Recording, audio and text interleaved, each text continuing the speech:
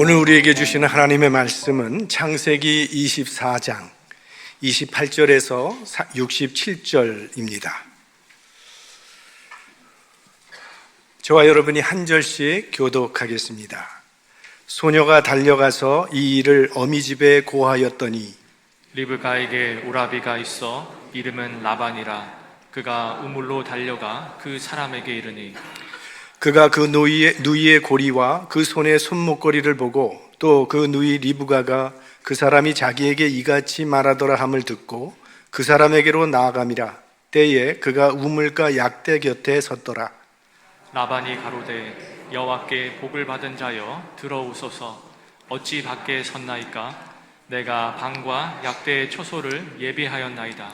그 사람이 집으로 들어가매 라반이 약대의 짐을 부리고 집과 보리를 약대에게 주고 그 사람의 발과 그 종자의 발 씻을 물을 주고 그 앞에 식물을 베푸니 그 사람이 가로되 내가 내일을 진술하기 전에는 먹지 아니하겠나이다. 라반이 가로되 말하소서. 그가 가로되 나는 아브라함의 종이니이다. 여호와께서 나의 주인에게 크게 복을 주어 창성케 하시되 우양과 은금과 노비와 약대와 나귀를 그에게 주셨고 나의 주인의 부인 사라가 노년에 나의 주인에게 아들을 낳음에 주인이 그 모든 소유를 그 아들에게 주었나이다.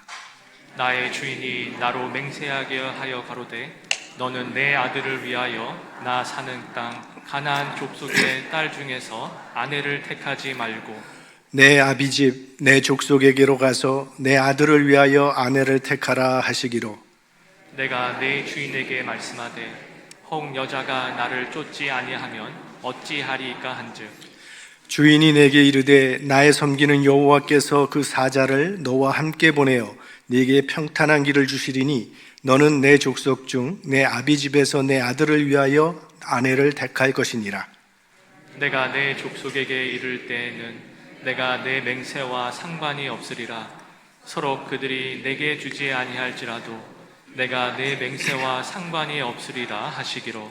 내가 오늘 우물에 이르러 말씀하기를 나의 주인 아브라함의 하나님 여호와여 만일 나의 행하는 길에 형통함을 주실진대 내가 이 우물 곁에 섰다가 청년 여자가 물을 길러오거든 내가 그에게 청하기를 너는 물 항아리의 물을 내게 조금 마시우라 하여 그의 대답이 당신은 마시라 내가 또 당신의 약대를 위하여도 기르리라 하면 그 여자는 여호와께서 나의 주인의 아들을 위하여 정하여 주신 자가 되리이다 하며 내가 묵도하기를 마치지 못하여 리브가가 물 항아리를 어깨에 메고 나와서 우물로 내려와 깊기로 내가 그에게 이르기를 청컨대 내게 마시우라 한즉 그가 급히 물 항아리를 어깨에서 내리며 가로되 마시라 내가 당신의 약대에게도 마시우리라 하기로 내가 마시매 그가 또 약대에게도 마시운지라.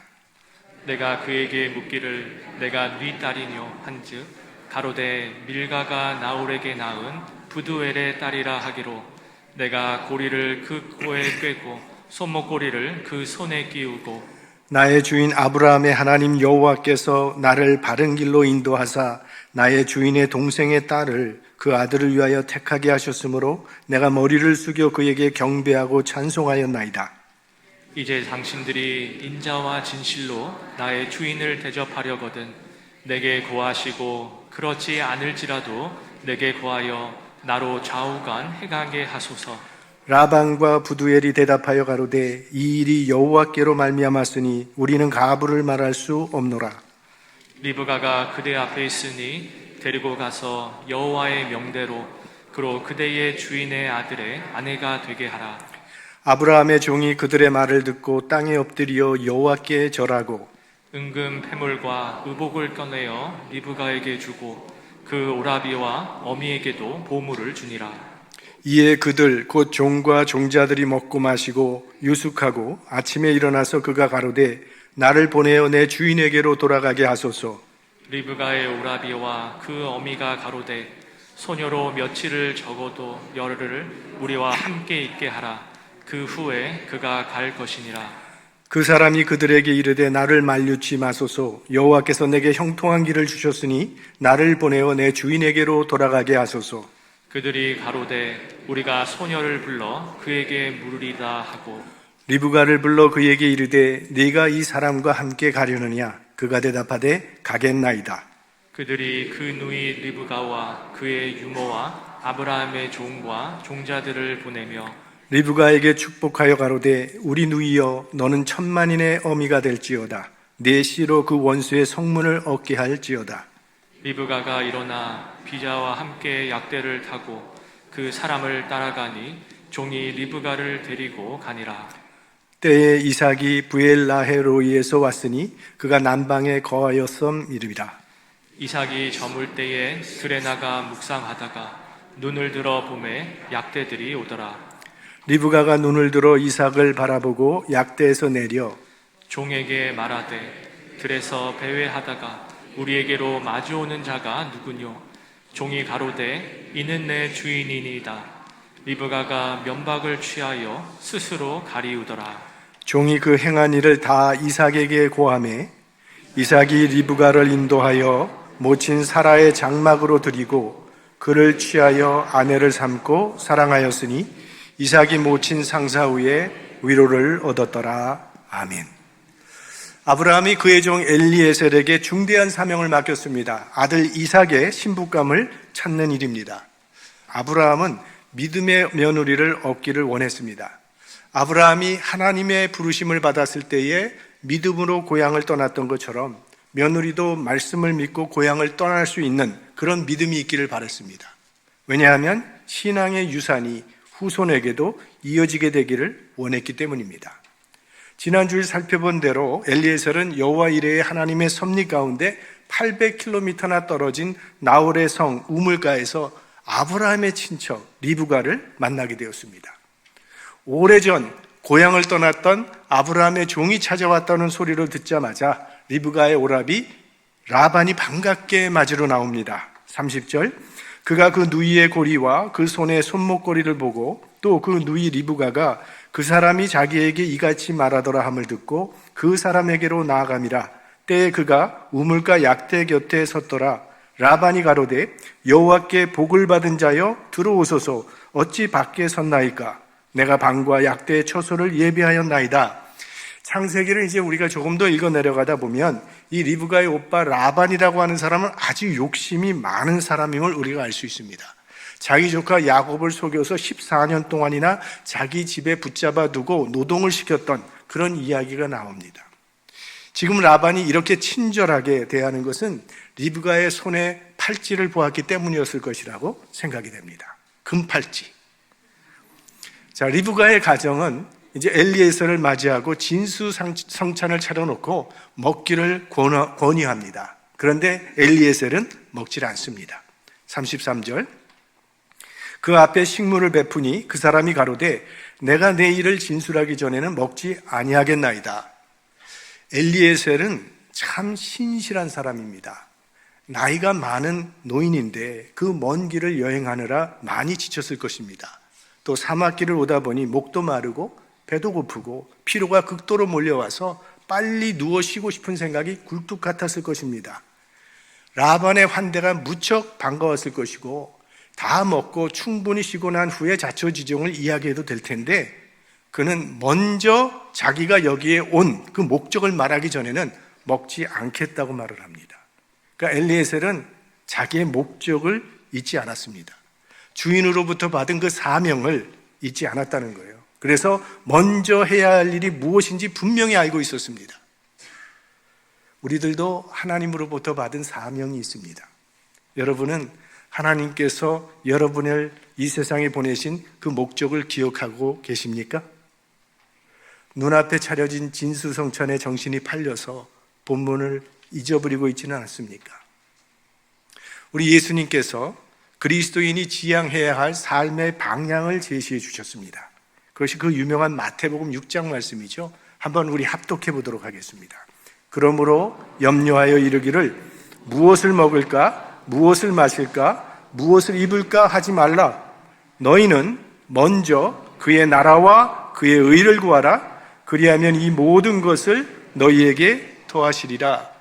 많은 사람들이 인생의 목표를 먹고 사는데 두고 살아가는 모습을 안타깝게 보신 예수님께서 그보다 더 높은 인생의 목표가 있다는 것을 가르쳐 주신 것입니다.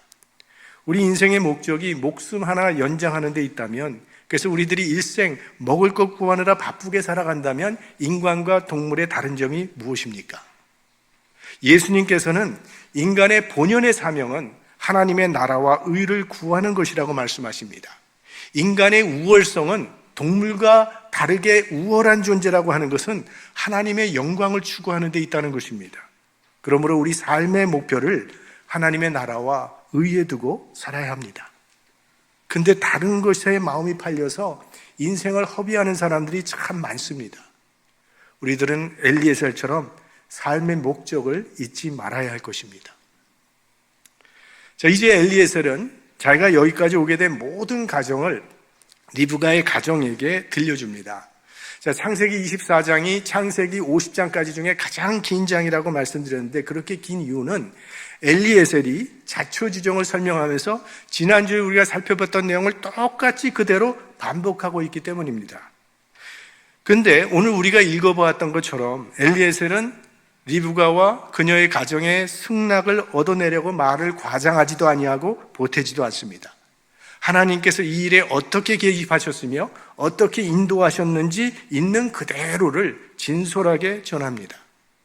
하나님께서 예비하신 신부라면 분명히 승낙할 것을 믿었기 때문입니다. 이것은 복음을 전하는 사명을 받은 우리 그리스도인들이 갖춰야 될 태도이기도 합니다. 복음 자체에 능력이 있기 때문에 아무것도 보탤 필요가 없다는 것입니다. 오늘 우리는 선교사님들의 영상을 봤는데, 지금 선교사님들이 세계도처에서 선교를 열심히 하시고 계십니다. 사실 말로 사람의 마음을 설득한다고 하는 것은 대단히 어렵습니다. 그래서 외지에 가면 먼저 언어 습득을 합니다. 그러나 이 언어 습득이라는 게 얼마나 어렵습니까? 우리가 지금 미국에 와서 얼마나 오래 살았는데 여전히 영어보다는 한어가 더 편한 그런 분들이 대다수입니다. 그러니 그 같은 언어를 가지고도 사람의 마음을 설득한다는 게 어려운데, 전혀 다른 언어를 사용하는 외국인들을 말로 설득한다고 하는 것은 더 어렵죠. 그러니까 이성적으로 생각해 보면 이 전도라고 하는 것은 거의 불가능하다는 겁니다. 그런데 세계 선교 역사는 그렇게 이루어져 왔습니다. 잘 알아듣지도 못하는 언어로 떠듬거리며 복음을 전했을 뿐인데, 그 복음이 받아들여져서 인생이 바뀌고 삶의 목적이 바뀌는 역사가 지금까지 이루어졌다는 겁니다. 어떻게 그런 일이 가능한 것인가? 복음의 능력 때문입니다. 복음만으로 될까요? 이렇게 과학 문명이 발달한 시대에 그 단순한 복음 가지고 되겠습니까? 그런데 됩니다. 성령이 역사하시기 때문입니다. 이 영혼 구원이라고 하는 것은 성령께서 하시는 일입니다. 둔한 입술에서 증거되는 복음이라 할지라도 성령이 역사하시면 복음의 능력이 나타나게 된다는 거죠. 한국 기업에서 미국 지사로 파견된 분이 있었습니다. 그분은 예수님 믿는 분이 아닌데 그 아내는 집사님이세요. 근데 미국에 와서 아내가 운전을 못하니까 할 수 없이 주일만 되면 그 남편이 아내를 차에 태우고 교회에 와서 내려다주고, 자기는 교회 파킹장에서 기다리다가 예배가 끝나면 아내와 함께 집으로 돌아가는 아주 착한 그런 남편이었습니다. 꽤 그렇게 오래 교회 파킹장만 왔다 갔다 하시던 분이 여름에 굉장히 더우니까 차 안에 있기가 힘들어서 시원한 에어컨이 나오는 본당에 들어와서 기다리기 시작하다가 예수 믿게 됐습니다. 지금은 남편이 더 열심히 신앙생활합니다. 그리고 남편이 아내에게 물었답니다. 왜 당신은 나한테 교회 들어가자고 권하지 않았느냐고. 그랬더니 해봤자 소용없을 것 같아서. 우리는 계속 속으로 계산을 합니다. 저 사람은 아는 것이 너무 많아서 힘들겠고, 저 사람은 가진 것이 너무 많고, 저 사람은 생활이 너무 편안하고, 저 사람은 삶이 너무 쪼들려서 힘들 것 같고. 그러니까 인간적으로 계산하면 전도는 불가능합니다. 그러나 이런 인간적인 생각을 내려놓고 나가면 복음의 능력이 나타나게 되는 것입니다. 그것이 세계 선교의 역사입니다. 엘리에셀의 이야기는 이렇게 시작합니다. 34절, 그가 가로되 나는 아브라함의 종이니이다. 엘리에셀은 자신을 종이라고 소개하고 그게 자기 소개의 전부입니다. 사실 엘리에셀도 소개할 만한 내용이 있는 사람이죠. 나는 아브라함의 절대 신임을 받는 종이기 때문에 아브라함 집안의 모든 살림을 다 맡은 사람이요, 이 며느리감을 구하는 이런 중차대한 일까지도 내가 맡게 된 것이라고 자기를 소개할 수도 있었을 텐데 그런 말은 하지 않습니다. 오직 자기 주인에 대해서만 말을 합니다. 예수님께서 여자가 낳은 자 중에 가장 크다고 하셨던 세례 요한에게 사람들이 혹시 메시아가 아닐까 와서 당신은 누구냐고 물어봤을 때 세례 요한의 대답은 나는 광야에 외치는 소리입니다. 그 외 다른 소개가, 자기 소개가 없었습니다. 복음을 전할 때 누구를 소개하는 겁니까? 내가 얼마나 신앙생활을 잘해왔고 내가 얼마나 봉사활동을 해왔고 구제사역을 했고 이런 말을 하는 게 아니죠. 예수 그리스도를 소개하는 겁니다. 예수님이 얼마나 사랑이 많으신 분인지, 예수님이 얼마나 자비로우신 분인지, 예수 그리스도께서 왜 십자가를 지셔야 했는지를 소개하는 것입니다. 여기 낚시 좋아하시는 분들, 낚시의 비결이 있다고 합니다. 낚시하는 사람은 조용히 없는 것처럼 거기 있어야 고기가 문다는 거예요. 낚싯대 들여놓고 계속 시끄럽게 떠들면 고기가 안 물린답니다. 예수님께서 너희는 사람 낚는 어부라고 하셨어요. 우리를 사람 낚는 어부라고 했는데 사람 낚는 어부가 자기를 자꾸 드러내게 되면 고기는 잡히지 않습니다. 자기는 숨기고 주님을 드러내면 고기가 잡힌다는 거예요. 자, 엘리에셀의 오늘 이야기를 요약하면 이렇습니다. 하나님께서 내 주인 아브라함을 크게 축복하셨습니다. 또 그 주인이 노년에 아들을 하나 얻게 됐는데 그 아들에게 모든 재산을 물려주었습니다.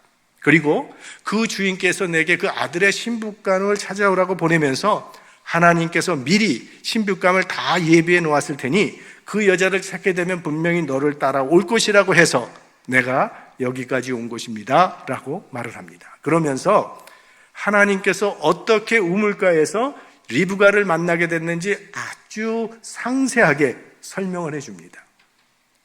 자, 이 모든 엘리에셀의 말을 압축하면 이런 말입니다. 이 모든 일은 하나님이 하신 일입니다. 내가 리브가를 만나게 된 것도 하나님께서 하신 일이요, 지금 내가 여러분께 청혼하는 것도 하나님께서 하신 일입니다. 이것이 엘리에셀의 믿음이에요. 자, 이렇게 자신의 믿음을 고백한 후에 상대방의 결단을 요청합니다.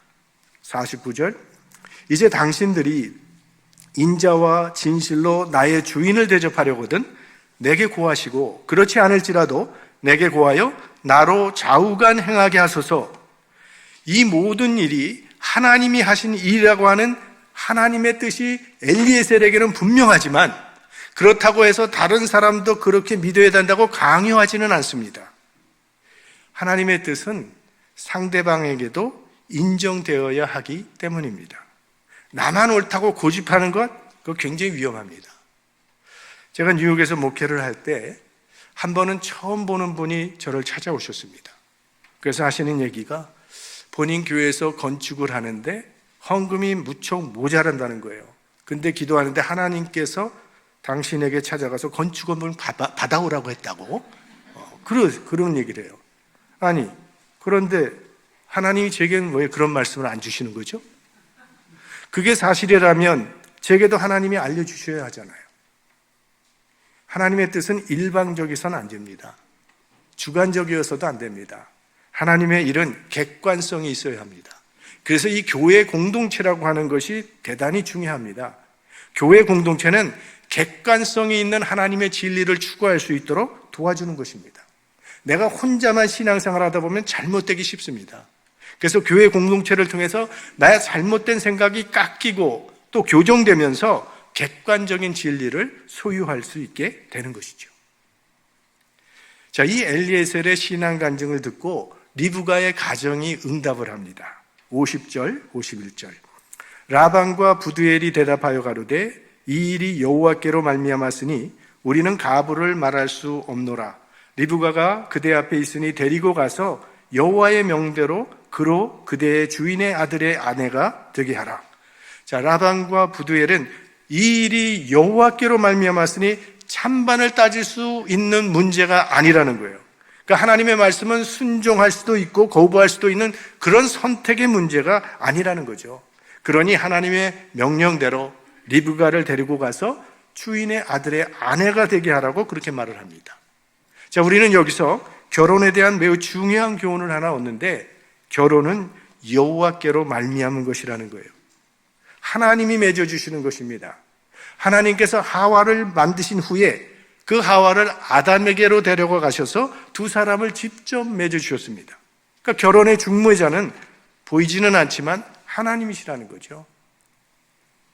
배우자를 하나님이 내게 보내주신 사람이라고 믿는 것과 그냥 어쩌다가 만나서 산다고 생각하는 것은, 이건 하늘과 땅의 차이입니다. 배우자는 성경적으로 말하면 하나님의 선물이에요. 10번 찍어서 넘어뜨리는 사람이 아니라는 거예요. 지금 혹시 이 시간에 부부가 함께 앉아 계시다면 한번 바라보시면서 당신은 하나님의 선물입니다 고백하세요.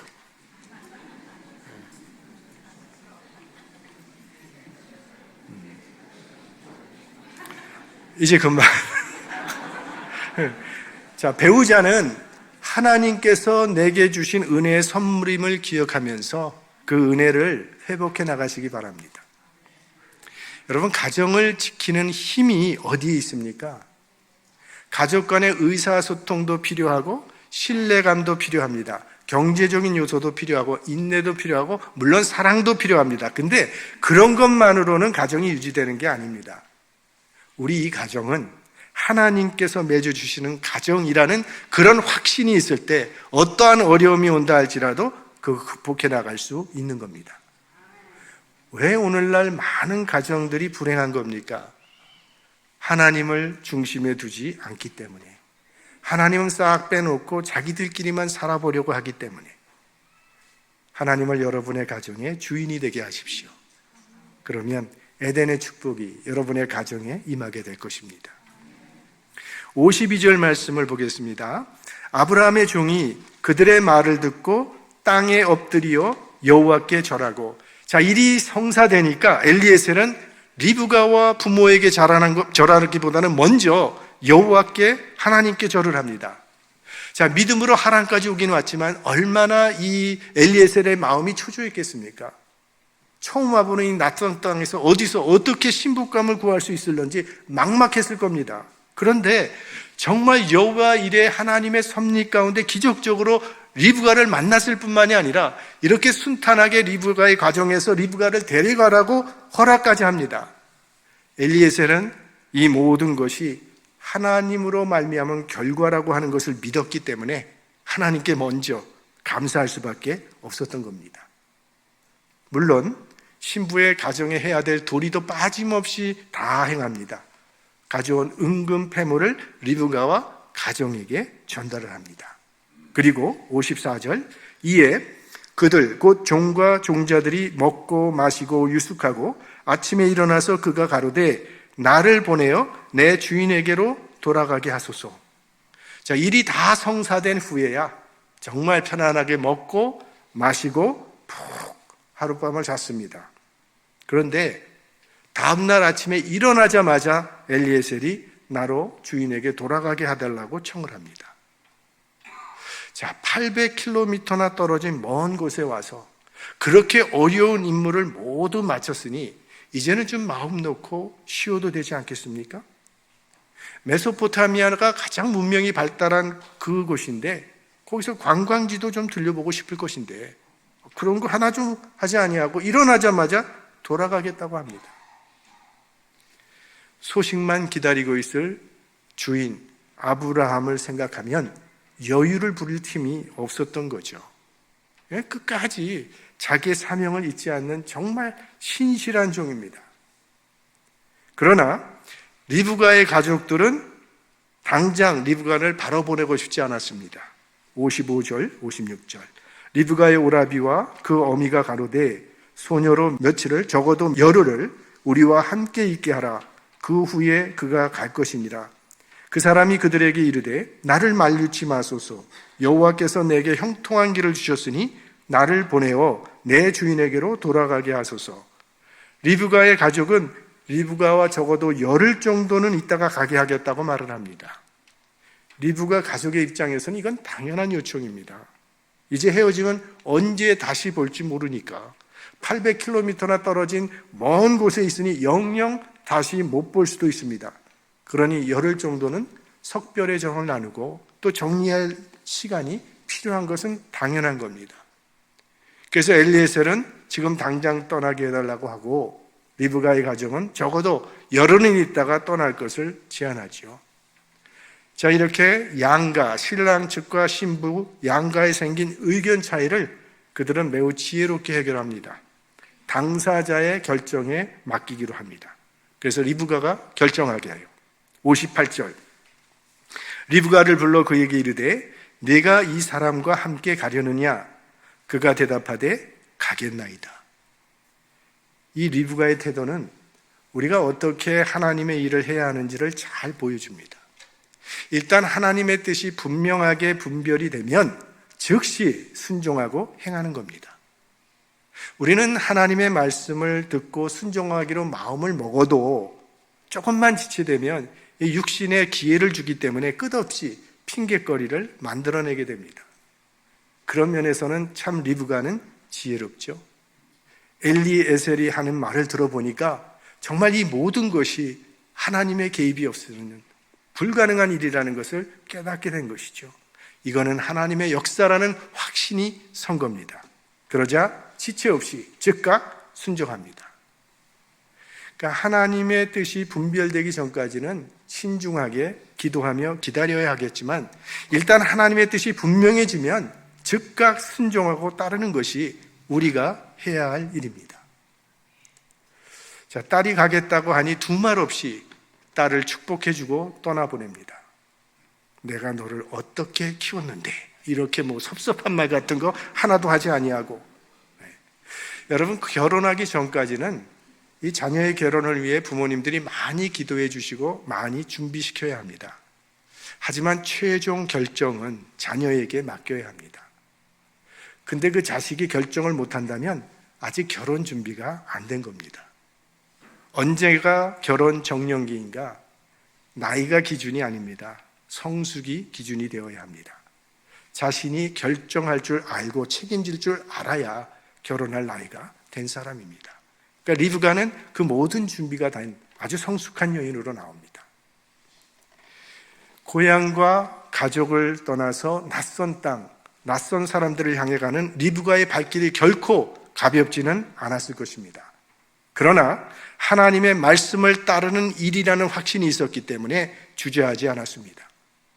아브라함이 하나님의 말씀을 믿고 고향을 떠났던 것처럼 리브가도 하나님의 말씀을 믿고 고향을 떠나기로 결단한 것입니다. 이 믿음의 결단으로 인해서 리브가는 이삭의 아내가 되어서 아브라함의 모든 유업을 이삭과 함께 다 소유하게 되는 축복을 받게 된 것입니다. 뿐만 아니라 그녀의 후손을 통해서 약속된 메시아가 탄생하게 되는 언약 백성의 대열에 참여하는 놀라운 축복을 받게 된 것입니다. 복음이 우리를 구원으로 초대하는 것도 그와 비슷한 것입니다. 복음은 우리를 죄에서 구해주는 것으로 끝나는 것이 아닙니다. 이 복음 안에는 모든 풍요한 축복이 다 들어가 있습니다. 죄 사함뿐만이 아니라 의롭다 여김을 받게 되고 기쁨과 감사가 있는 삶, 성령의 도우심이 있는 삶을 살게 되고 하나님의 자녀가 되고 이 땅에서 하나님의 인도하심과 보호하심 가운데 살면서 하나님의 나라를 유업으로 받는 풍성한 축복이 이 복음 안에 포함되어 있는 것입니다. 그런 축복으로의 초대에 믿음으로 응하기만 하면 그 모든 축복이 주어지게 되는 거예요. 리브가가 초대에 믿음으로 응함으로 이삭의 신부가 되어서 이삭과 함께 그 모든 축복을 누리게 된 것처럼 믿음으로 그리스도의 신부가 된 우리들도 그리스도와 함께 그 모든 축복을 누리게 된 것입니다. 하나님께서 예수 그리스도 안에 이루어 놓으신 그 모든 존귀와 그 영광과 그 약속을 믿음으로 우리는 누릴 수 있게 된 것입니다. 자, 믿음으로 고향을 떠나서 가나안 땅에 들어오는 리브가를 이삭이 가장 먼저 맞이해 줍니다. 이삭이 저물 때에 들에 나가 묵상하다가 눈을 들어보매 약대들이 오더라. 자기 아버지가 신부를 데려오라고 엘리에셀을 보냈으니 언제나 소식이 올 것인가, 아마 이삭이 들에 나가서 애타게 기다렸던 것 같습니다. 그런데 여기 보면 묵상하다가 눈을 들어봤다 이렇게 나와 있는데, 이 묵상은 소리 없이 기도하는 것을 말합니다.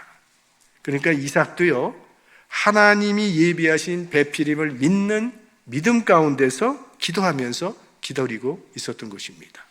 그리고 낙타가 나타나자 오는 것을 보고 달려가서 리브가를 아내로 맞이하게 됩니다.